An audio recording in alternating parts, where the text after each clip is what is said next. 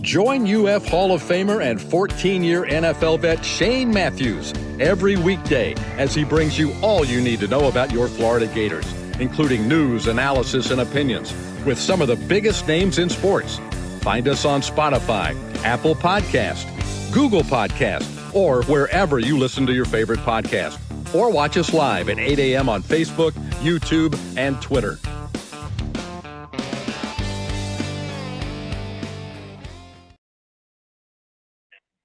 Good morning. It's a live edition of PodUp with Matthews in the morning from the Crime Prevention Security System Studios, large enough to serve you, small enough to care. Hope everybody had a happy and safe New Year's celebration. Watched a lot of football, obviously, and we got a lot to talk about today. We'll have Brent Beaird on here momentarily. Then we'll have Chris Harry from FloridaGators.com. Basketball team will be heading to Lexington tomorrow to start SEC play against the Big Blue Nation, the Kentucky Wildcats. If you missed it yesterday, Texas defeats Arizona State in overtime.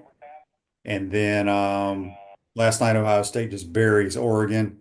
And we all know the tragedy that happened in New Orleans that delayed the game to today, Notre Dame, Georgia. Let's go to the Titan MR hotline, courtesy of Comfort Temp. There's college football analyst and Heisman Trophy voter, Brent Beaird. Good morning, Brent. Happy New Year. Happy New Year to you too, Shane. It's nice to be back on, and Happy New Year to our listeners. Prayers certainly go to the folks in New Orleans as they try to get back to normal. An update here, the Gator Bowl here is tonight.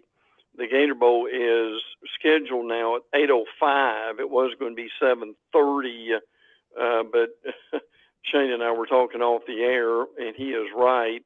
8:05 may be generous. It may end up, who knows, it may end up starting at 8:30, but it is going to be chilly here. Now, an update for next week that people may not have looked far enough ahead is Penn State's going to play the Georgia Notre Dame winner. This is going to be January the 9th at 7:30 on ESPN. And then the next day, January the 10th at 7:30 on ESPN is going to be Texas and Ohio State. So as we get down basically to the Final Four, that's going to be the television situation. And then we've got the last semifinal on January the 10th and the championship on January the 20th, whereas last year we had the national championship game on January the 10th. So as we get closer, Shane, some of these dates become a little bit more of a reality, and especially when we compare it to last year. Yep. It's good stuff for sure. If you missed it, obviously Penn State won the other night. I thought Boise played well. Boise had opportunities. Yeah. These damn kickers, man. Yeah. God bless them, but boy, the Texas kicker has been struggling all year long. Really has. And, but Barone says probably only Ohio State can beat Ohio State at this point. Texas was definitely exposed as not being on that level. I don't know about that. I mean, Texas had a 15 point lead and then just kind of sputtered away. Look, that's sports, man. I think Arizona State's a great story. I think Cam Skattebo was a really good college football player. I don't know how he will translate or if he will translate at all to the next level, but he damn good college football player, and Arizona State's a tremendous story for sure. Brett, I never get into this. I know a lot of fans do. The conference bowl records right now. You want to run those down for us? Yeah, and I'll be brief about this, but it is kind of interesting when you look at it. The Big Ten now, this is updated from last night, is 8-5. The SEC is 7-5, and they've had several close losses. The Big 12 is 4-5. The ACC is 2-9.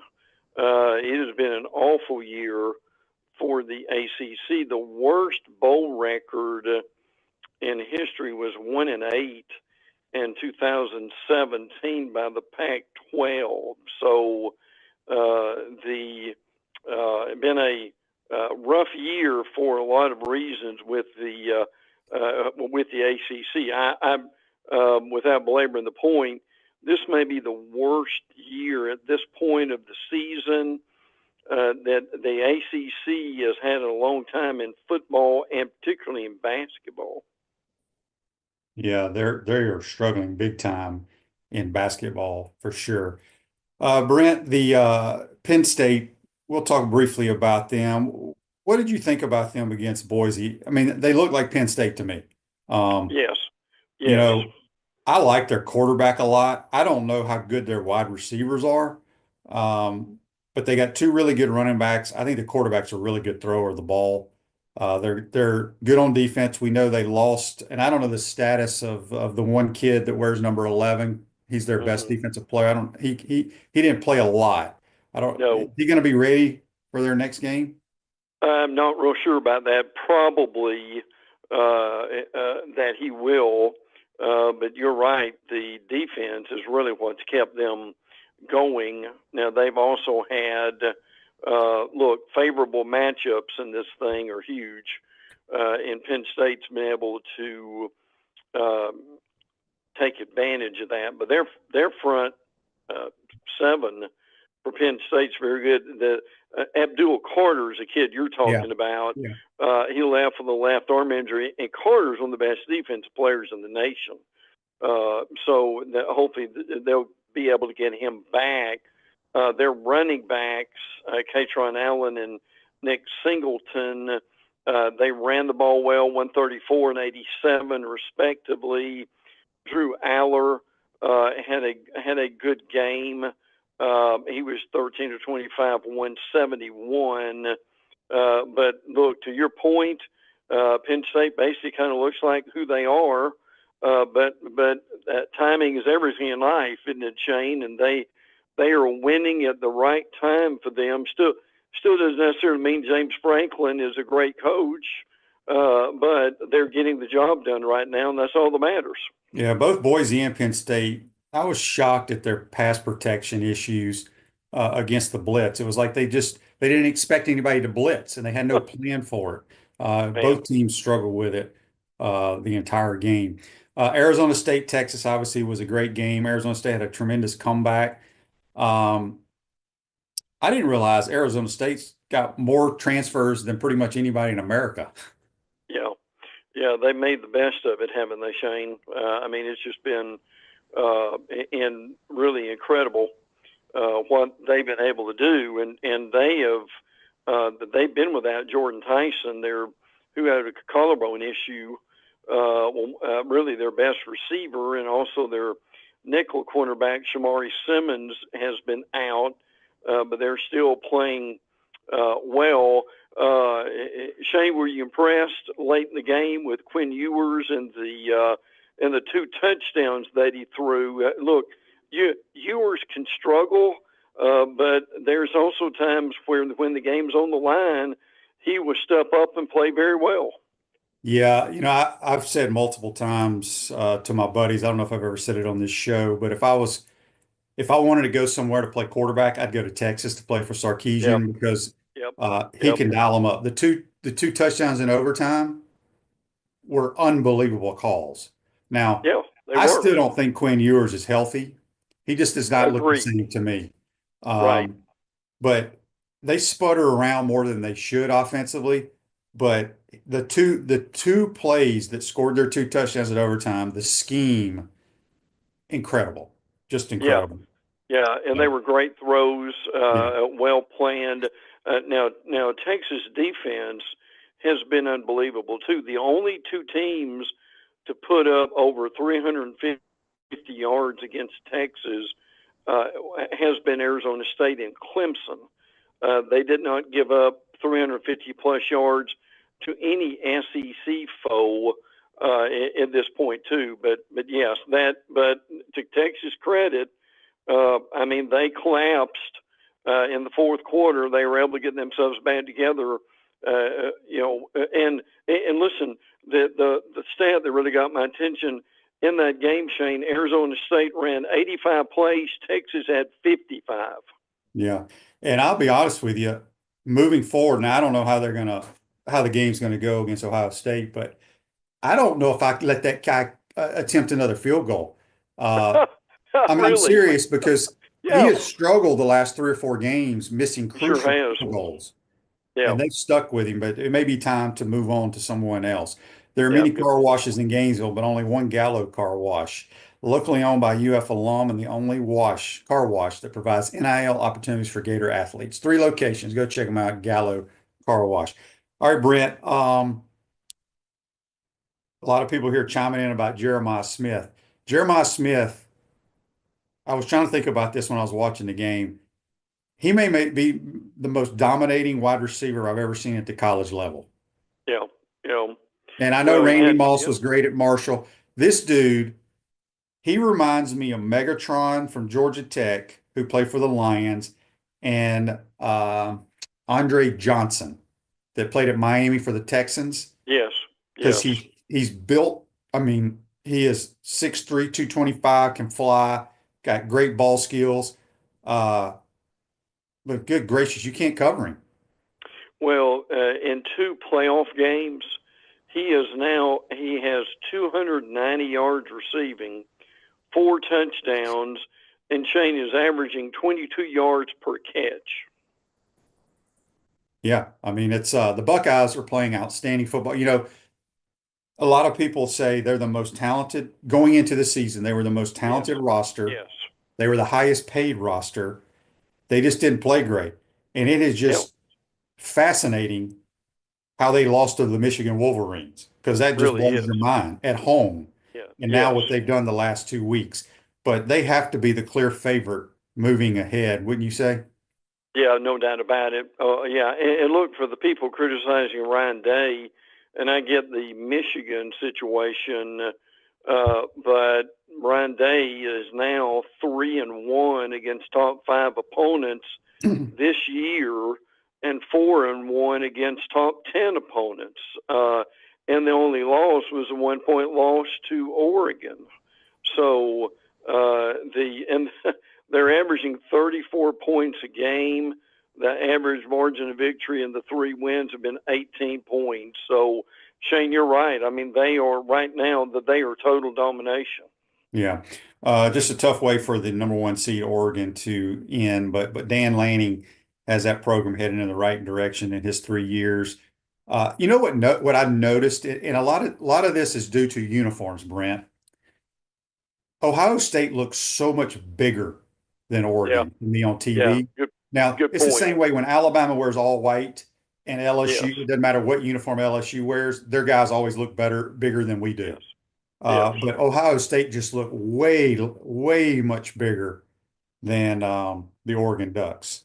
But Dan Lanning is a damn good coach. Well, and to prove that, year 1 at Oregon, 10-3. Year 2, 12-2.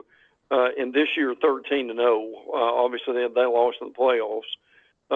But he, and again, Lanning coming from Georgia, but people may forget that a little bit. A lot of folks wondered, well, can he get the job done? He sure has. They're going to be a lot of schools throwing a lot of money at Dan Lanning, aren't they, Shane? Yeah, I don't think he'll go anywhere though. We talked about the transfer portal. The window has closed for unless your team is still playing. Brent, there's going to be so many kids in the transfer portal that Yes. just threw away their Yes. college football careers. Yeah, it's such a shame. It is, and again, as Shane said, and we won't go into all of it, but there are a lot of it. The deadline has come and gone, but there are a bunch of exceptions to the deadline, and the portal will open again April the 16th and run through April the 25th. So, but the thing they've got to do, absolutely got to do in the off season, they've got to move the portal out of December, or maybe even cut it in half, because Shane, and I'm sure you've had to deal with it too. We've had to deal with more portal stuff than we have playoff stuff. And look, the playoff is the crown jewel of college football now, and it's getting overshadowed by the portal, and that just can't keep happening. No, and we talk about it, and people talk about it all on Twitter that people are upset about the playoffs. I've absolutely loved the playoffs. Absolutely. I don't need close games or overtime games because I've given the stats out on this program every day. In the last 15 to 20 years of college football, there have been blowouts every year, even Oh in the yeah. national championship. The last 10 years, only three games were competitive within 16 to 17 points. So True. I don't want to hear it. I think it's been great. What I don't like about the playoffs, they need to reseed it once they choose their 12 teams. But what I don't like, Brent, is how, so for example, Ohio State is going from the Rose Bowl to the Cotton Bowl. Okay. Yeah. That's great for these two teams and the players, but Yeah. it's taking away an opportunity for another team to be able to play in one of those bowl games in their True. career. You know, True. usually you only get to go to one bowl game. Now they're going to multiple bowl games. I don't know how to fix that, but I just disagree with that totally. Yeah. Yeah. And real quick, it's going to be interesting to see, do they add another level of home games? Right. And, I'm good with and, that. and look, and look to your point, Shane, if you've got a team that goes multiple rounds, it's tough on fans Yeah. Yeah. to make the trip. So what are they going to do with that? Now, what I've been told is in 26, what they may, I hope they don't do this, but there's also a possibility that they might just put it all in bowl games. Now, if they do that, there's some bowl games maybe like, in other words, it would expand, and that's why the Gator Bowl here is eventually trying to get one of the playoff games. But we'll see what goes on, whether they stay with the first round or maybe increase that a little bit and have two rounds of home games. Text here on the Titanamar text line from someone in the 561 area code says the South Carolina QB may be as good as DJ. Lenore Sellers is a good player. He reminds me of Anthony Richardson, very erratic. Um, he's going to make some good plays and then he'll miss a wide open dude 12 yards. But he is a good player. He was the freshman of the year in the conference. Brent, the 4 teams with the most transfers in all of football, 2 of them made the playoffs. Yeah, that's rather interesting. Now, obviously, the teams that don't take transfers are your military schools. A lot of people may not even know that, but that is that's the rule with this, and it's the schools with the most transfers. Colorado, Indiana, Arizona State, and Louisville, and they were 39 and 12. And by the way, the schools with the least transfers: Clemson, Navy, Army, and Air Force. Yeah, it's crazy. A lot of talk about Nick Saban becoming the commissioner of college football. I'm all for it. I don't know if you could convince them of that right now. I mean, well, let me say this. I think he would do it if now there's no way in the world that he's going to take another job right now and work it every day and it be a grind. But I will say this, and I'm being facetious, but I'm really not. You could give him a legal pad and set him in a room and say, Coach, how would you fix college football? And I can tell you, Shane, in an hour, maybe half an hour, he would come up with a plan that's better than anything we've got right now. Very true. And that is why he is working for ESPN because of the way college football is today with the NIL and transfer portal. That he got out at the right time. He did. Speaking of Alabama, boy, oh boy, Brent, I'm not, I've always had my doubts about Jalen Milroe. I've always called him TJ Yeldon because he wears number 4 and he was a tremendous running back for Alabama. He is TJ Yeldon that can complete a pass every now and then. He can get on a little spurt, but boy, is he going to be their quarterback? Here's what I think. I don't know if he can turn pro, but I don't know if Alabama wants him as their quarterback. I mean, you're an Alabama guy. What are your thoughts? He needs to go. Look, people have to look at his career in a balanced way. I mean, he beat Georgia twice.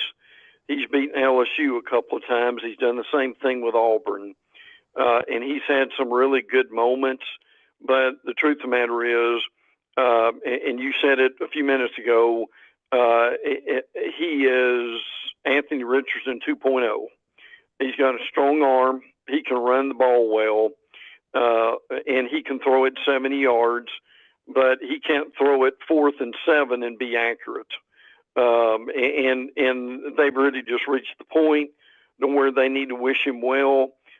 Now, see, he'll go to the combines, and he'll run fast, jump high, and he'll be very charming in the interviews because he's a good kid. But they've got to move on. They've got a good quarterback room, and they need to start to develop that. Now they've got some guys going and coming.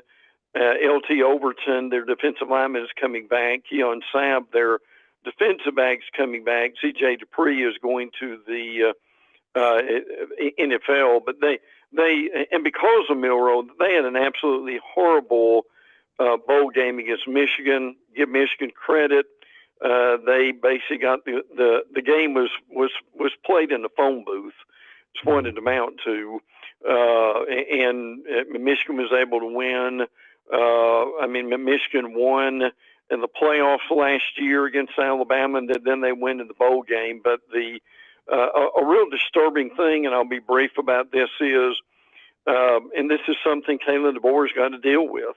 In games where they are double-digit favorites, they have been very unprepared, unmotivated, and they've lost some of those games, and that's something they've got to deal with.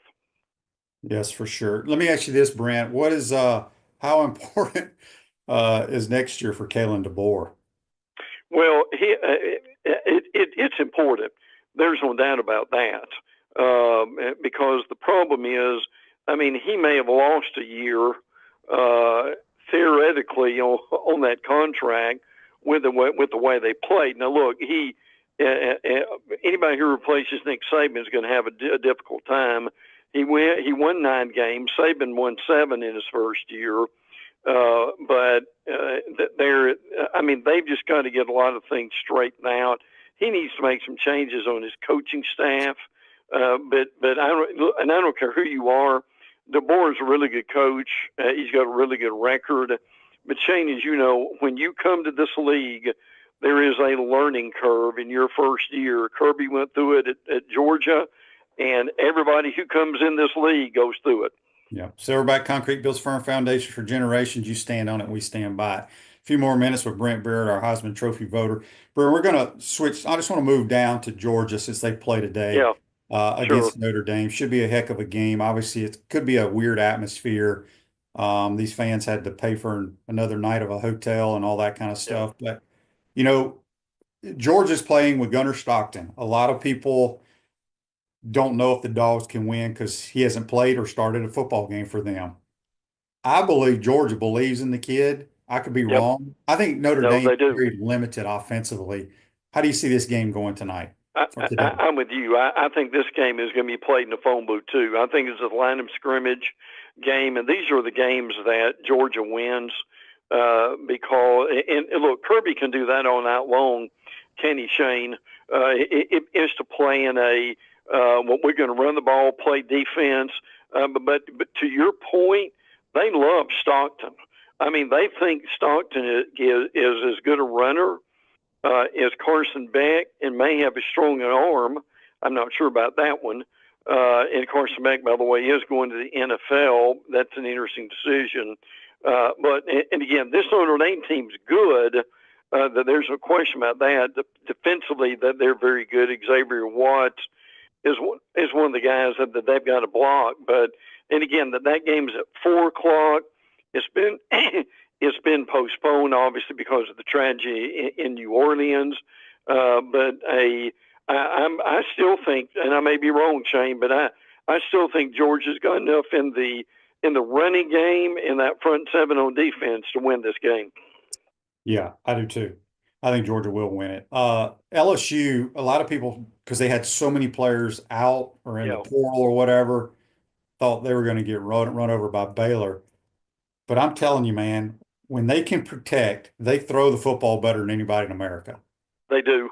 That's a great point. Garrett Nussmeier is coming back next year, and they look really good, man, because they've got athletes at wide receiver who are as good as anybody, frankly. I mean, you've seen them. You understand that very much. But that was it was a big win for them.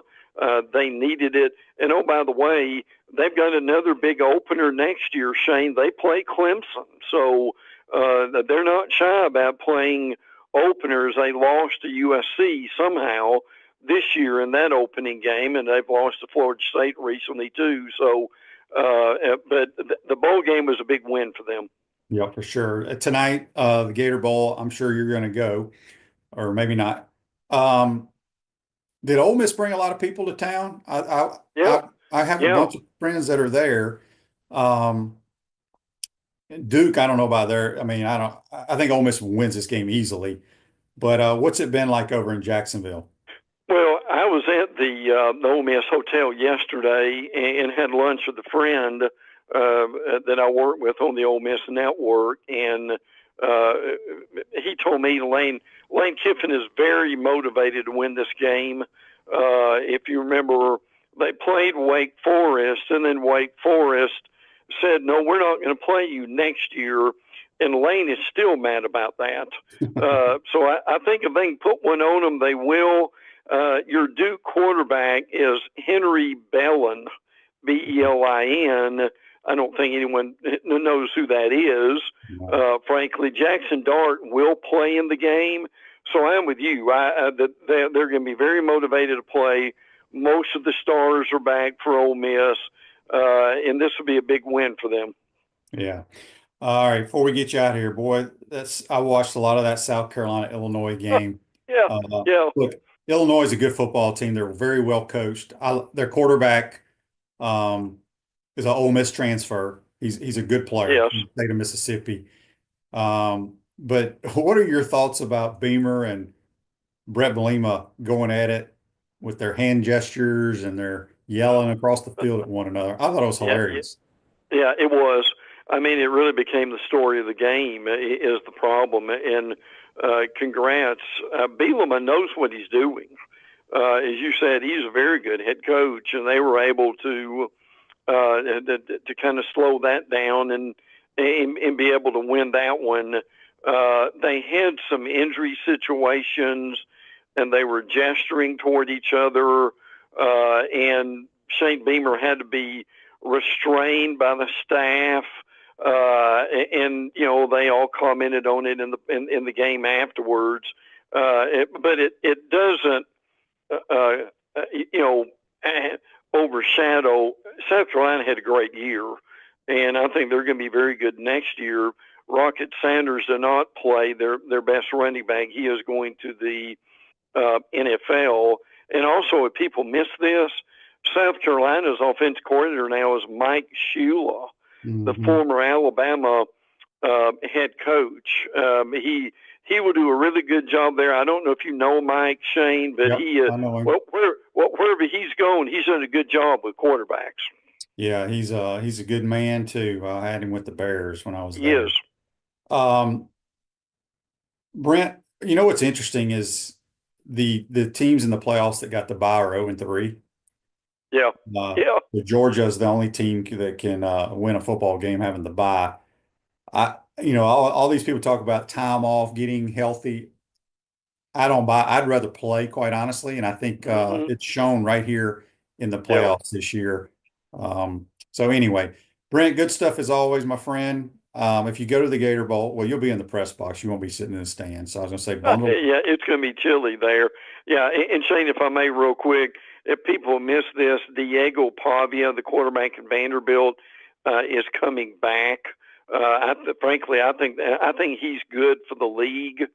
so that will be fun to be able to see that. And also, real quick, the Kentucky quarterback Brock Vanderdrift. Did you see where he is retired this week? Yeah, it's probably a good decision on his part. Probably so. But the crazy thing about it is, Shane, as much as he struggled, he's the quarterback in the Georgia game where Georgia wins 13-12. Exactly. That's exactly right. Brent, good stuff as always. We'll talk to you next week, bud.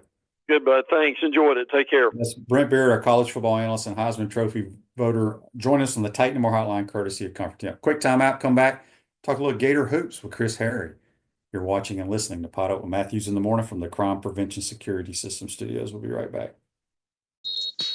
Our premium sponsors are Campus USA Credit Union, Crime Prevention Security System, Titan MRI, Meldon Law, QC Kinetics, Dave & Buster's, UF Health Orthopedics and Sports Medicine Institute, JF Hayden Craft Liqueurs, Bishop's Pitmaster Barbecue, Florida Cracker Kitchen, Los Linderos Tequila. Gridiron sponsors are Baker Sporting Goods, Cogent Bank, Comfort Temp, Electronics World, Florida Victorious, Gallo Car Wash, Miapa Latin Cafe, Peachland Dental, Quality Plumbing, Ruse Ogre State Farm, Silverback Concrete, 84 Lumber, Big Mills Cheesesteak, Celebrate Primary Care, Dowling Signs, Gator Bait Media, Gator Dominoes, Ironwood Golf Course, Okido America, Tropical Smoothie Cafe, UF Bookstores, Nest and Wow, MG&A Wealth Management. Watch and listen to us live on Facebook and YouTube. Listen to the podcast whenever on Apple or Google Podcasts, Spotify, or wherever you listen to your favorite podcast. Remember to like, follow, and subscribe so you don't miss an episode. To become a sponsor, call my man Freddie at 352-284-3733. There, this is Coach Steve Spurrier, and I want to let you know that by popular demand, Spurrier's Gridiron Grill's delicious brunch is now served in a premium buffet. You have spoken, we have listened, and we're now serving Gainesville's only elevated buffet, complete with an omelet station, ginger sage chicken sausage, shredded short rib, and of course our chicken and waffles. Plus, you can enjoy bottomless mimosas and Bloody Marys. So join us every Saturday and Sunday from 11 to 3 for the best brunch in town. Unleash the inferno.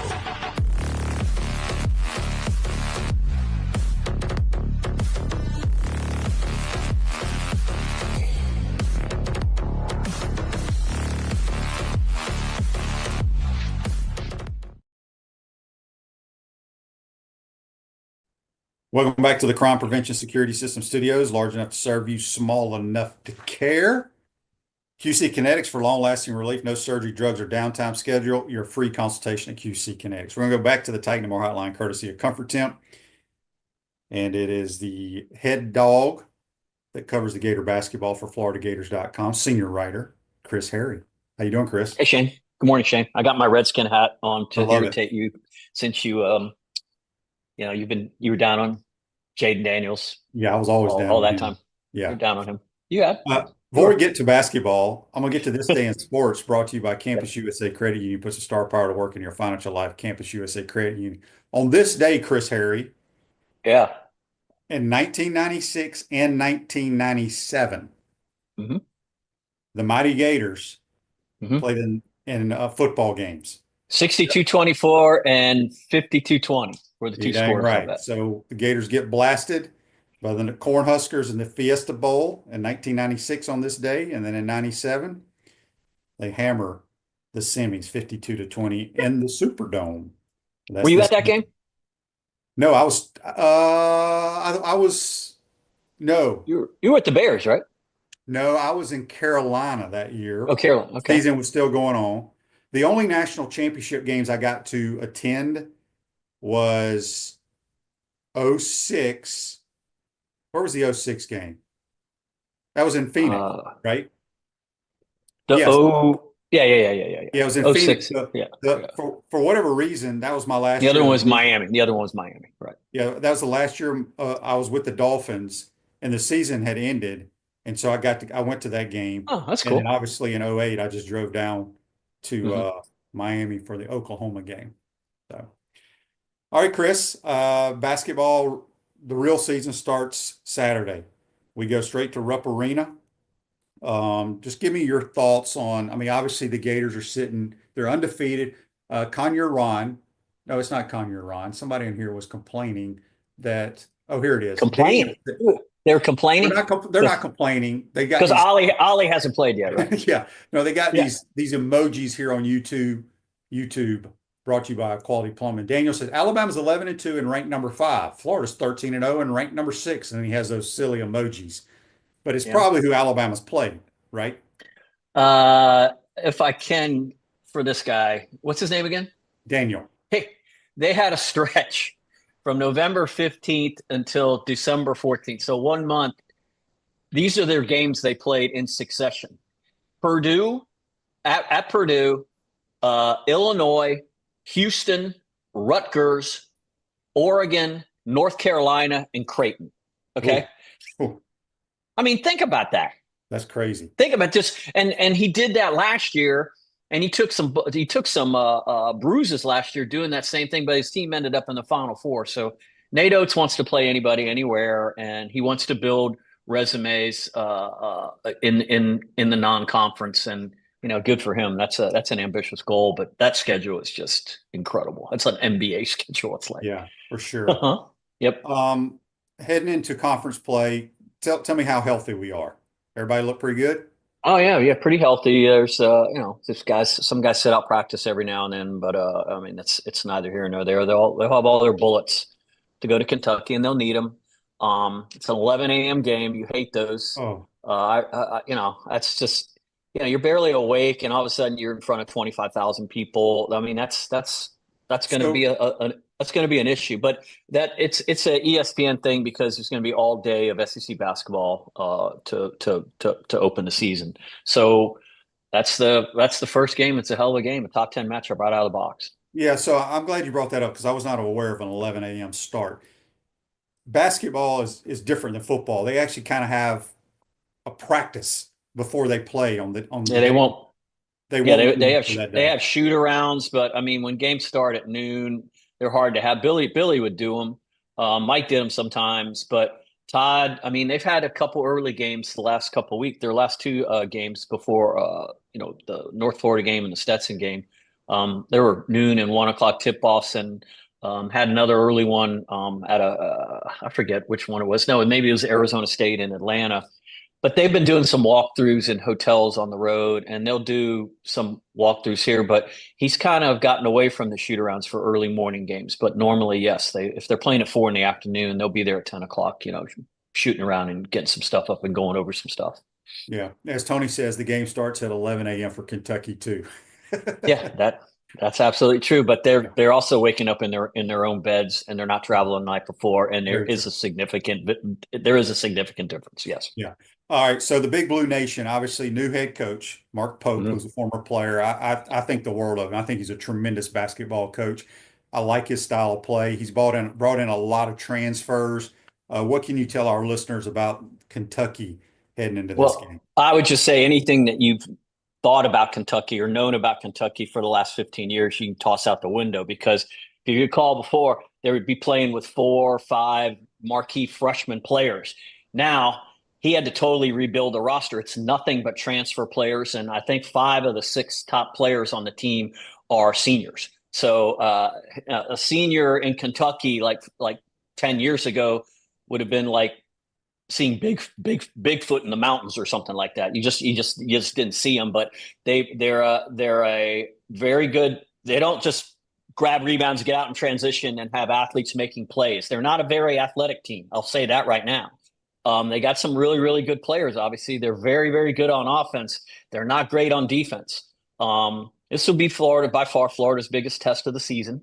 But these are battle-tested guys. I mean, the point guard is Lamont Butler. He played for San Diego State when they played UConn in the national championship game.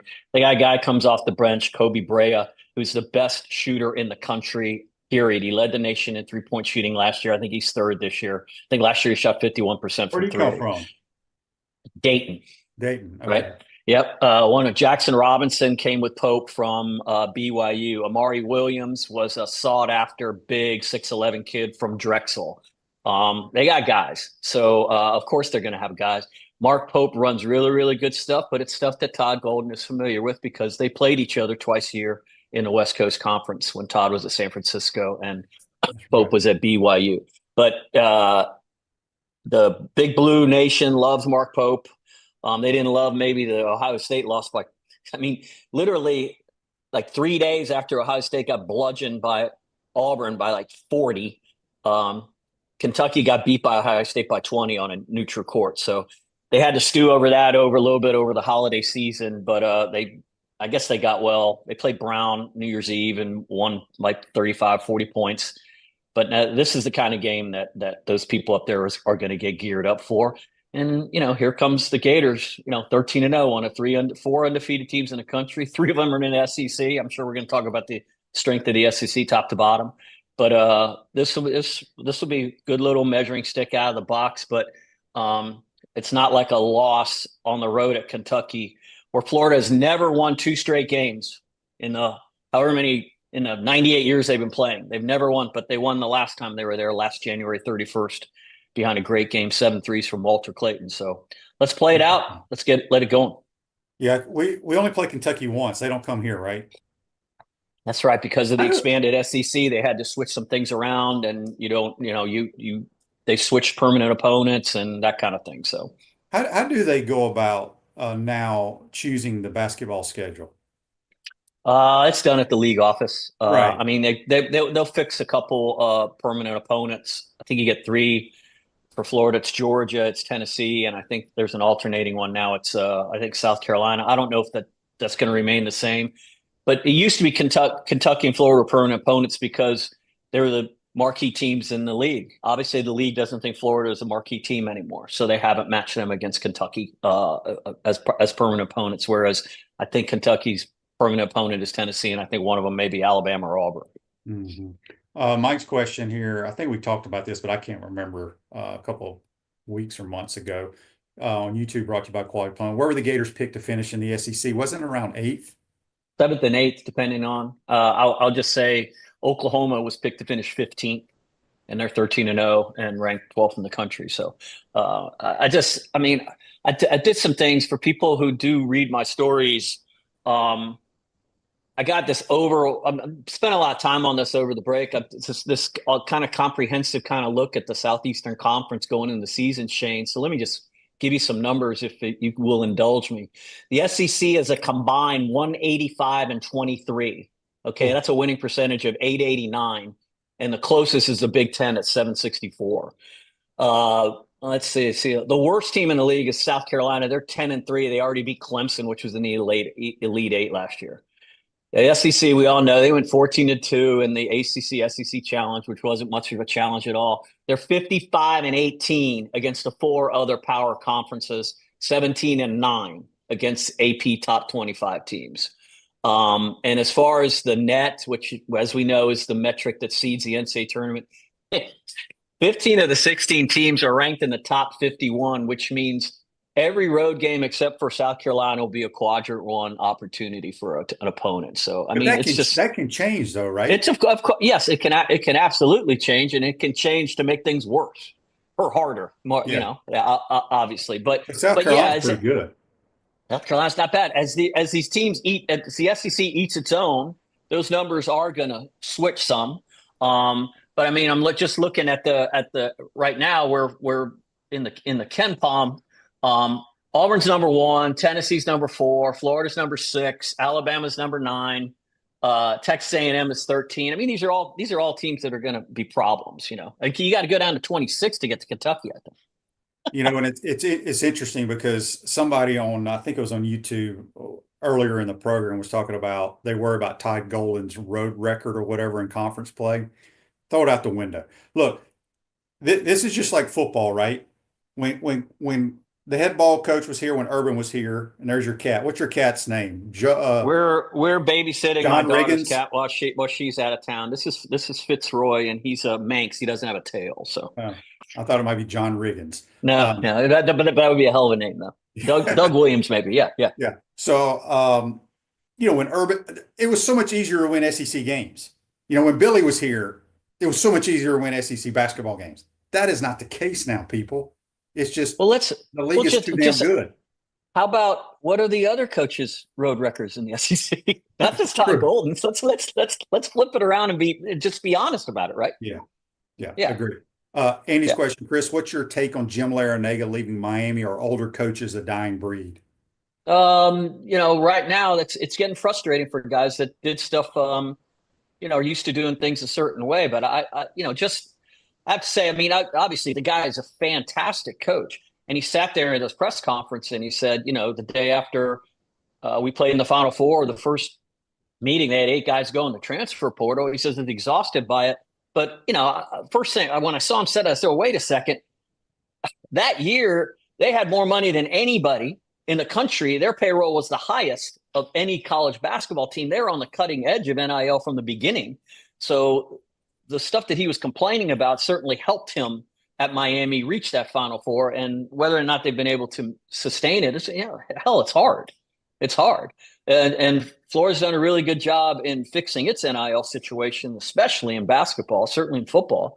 But that doesn't mean they can sustain it. You still got to go out and find right fits and right players and roster build. And I do think Todd Golden has a natural touch for that. JB's question on Facebook Live brought to you by Mellon Law. Chris, any thoughts on Leonard Hamilton's issue? We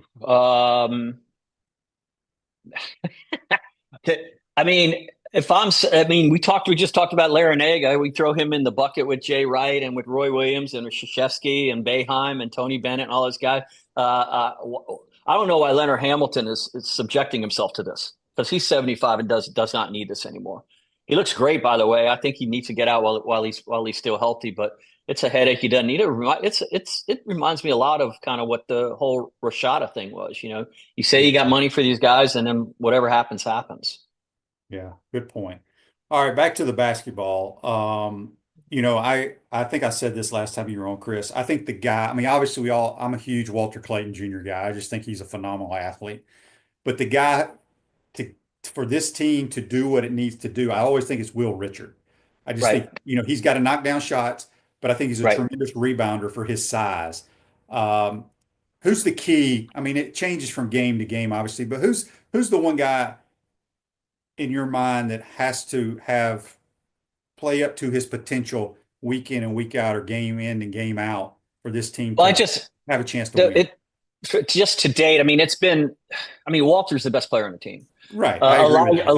Elijah, I've said, is the X factor on the team for what he does on both ends and the way he keeps his teammates on edge. And there's something to be said for that. But you make a fabulous point. Will Richard season did not start off very good, honestly. I think maybe 6-7 games in the season, he's shooting 25% from three. But so over the last, let's see this. He's averaged the last 3 games 21.6 points. He's hit 75.7% of his field goal attempts. And that includes 3. I think he's 15 of 16 from the 2-point area. He's getting very aggressive. You see him throw some of these dunks that he's thrown down, attacking the basket. This is all part of the system, because a lot of that, when the floor is spread, they plan. Ruben Chinyeo gets you there, and he can use that frame of his to block guys and create duck-ins that create lanes and spaces for these guards to attack the basket. So Will's kind of figuring some things out, what he does best. And to your point, he is an underrated rebounder. They don't win that North Carolina game without him, I don't think. And that was a huge putback play, and kind of something that really, really got him going. And it's good to see, because he's the quiet leader on the team. He does, in a lot of ways, he's as respected as anybody on the team. He just does it in a little more quieter manner. Yeah.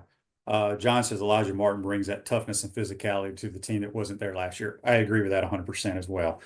All right, before we get you out of here, Rob on YouTube, brought to you by Quality Plumbing, says, what is the weakness of this Florida basketball team?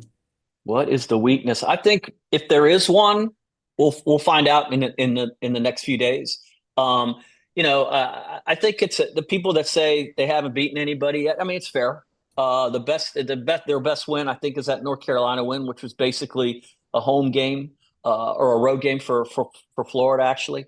So let's see how this pans out. I mean, we talked before we got on the air here. I mean, if you play at Kentucky, you're home against #1 Tennessee. How is this offense, which is playing great, the 8th ranked offense in efficiency in the country right now, how's that going to translate against the #1 defense in the country in Tennessee?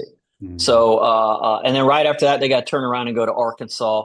And Calipari and it doesn't really stick in people's hands. I think the ball moves pretty well. We'll see what happens against really elite defenses that they'll face in the next few weeks. I agree. Redskins, they're in the playoffs, right?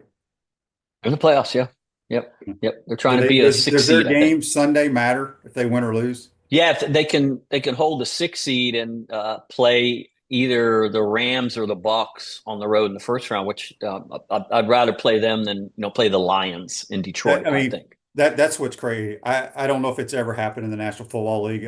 What a 14-3 team, two 14 team wins team playing each other. No, they said it's the last. Oh yeah, that's a 5 seed. Yeah, but they've never had a game in the history of the NFL with 2 teams with 28 combined wins or something like that. And okay, and again, the 17th game is a factor in that, but that'll be a hell of a game Sunday night. Yeah. Real quick, give we talked. People have always asked me about how football teams travel. Give us a breakdown about basketball, real quick. How they're going to plane to leave tomorrow. Kind of what the plane to leave. Usually the plane they depart sometime to kind of fix it, like sometime around the time of the game the next day. So we're going to leave a little earlier, probably tomorrow, but they'll always drive. They always go, they land, then they go and they shoot around at the place. And depending on what time the game starts the next day, they'll have a more formal practice. But they'll drive into Rupp tomorrow night and just shoot for like 20 minutes. They're not going to do they're not going to tape and run around or anything, but they just kind of get a feel of where they are. Then they get to the hotel, have dinner. Then they meet, go over some stuff, and then kind of rinse and repeat the next day just to kind of fine tune some things. Yeah, good stuff. And then back right after the game. Yep, back right after. All right, Chris, appreciate your time. Let everybody know if they can't watch the game, they have their phone. You'll be tweeting live during the ball game, right? I will be tweeting that at Gators Chris, but take a look at the SEC. If you want to learn about the SEC, check out my SEC primer on FloridaGators.com. It'll come out Friday afternoon. Awesome. Appreciate it, Chris. Happy New Year. We'll talk to you. Happy New Year to you, Shane. Thank you so much. Take care. That's Chris Harry from the FloridaGators.com. Join us on the Titan MR hotline, courtesy of Comfort Tent. Miapa Latin Cafe. Discover the ultimate Cuban culinary experience at Miapa Latin Cafe. 5 locations, Gainesville and Alachua. You're never far from the best Cuban food north of Miami. We'll be here tomorrow with JC. We'll do our picks for the weekend. I guess all we got is NFL.